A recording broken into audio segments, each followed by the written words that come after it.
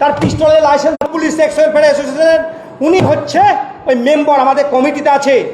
তাকে যদি এইভাবে করা হয় তাহলে সাধারণ নাগরিকের কী হাল হতে পারে আপনারা বুঝতে পারছেন। আজকে এটাই প্রতিবাদ যদি একা ভারতবর্ষের মধ্যে 9 বছর ধরে লড়াই করে যদি ভারতবর্ষে ইন্ডিয়া গেট থেকে আরম্ভ করে করতে পারি, আপনারা কেন পারবেন না?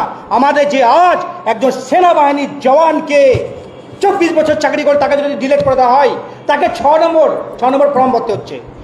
তিনি ভরেছে, দেখুন তিনি টোটালটা ভরেছে। কেন ভরেছে?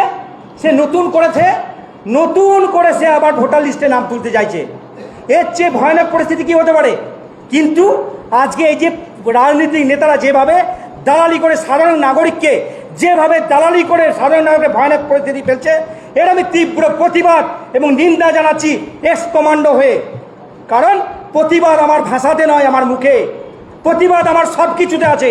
কারণ প্রতিবাদ করব, অন্যায়ের প্রতিবাদ ভারতবর্ষের দেশ জুড়ে করেছি, করব। এসআইআর নয়, যে কোনো ব্যাপারের বিরুদ্ধে সরকার তাতে বেশ যেভাবে করবে সেভাবে প্রতিবাদ করবো। কারণ আপনি বলুন তো, এর দোষ কী ছিল? আজকে যদি সে ডিলেক্টে তারপর পরবর্তী 6 নম্বর ফর্ম নাম ভরে খিস্টের নাম আসবে কিনা সেটাও জানা নেই।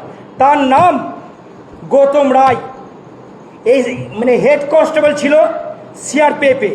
আজকে তিনি ইউনিয়ন ব্যাংকে চাকরি করছে, তার পিস্তলের লাইসেন্স আছে এবং সে আসার জন্য চেষ্টা করলো, কিন্তু তার ডিউটি অবস্থায় সে আসতে পেল না। কারণ একজন সেনা চাকরি করে আসার পরে সে ফ্যামিলি চালাবার জন্য তাকে চাকরি করতে হয়। কারণ এর চেয়ে দুর্দশার কাহিনী কি তুলে ধরবো? এটাই আমি তুলে ধরলাম, আর বেশি কিছু বলবো না।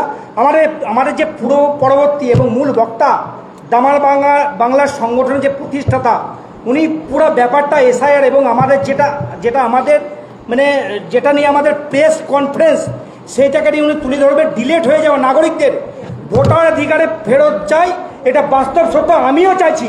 কারণ একজন প্রাক্তন সিআরপিএফের জওয়ান, সে আজকে ডিলেট হয়ে গেছে। এর চেয়ে ভয়ানক কথা কিছু বলতে পারবো না। আমি মানিকবাবুকে অনুরোধ করব,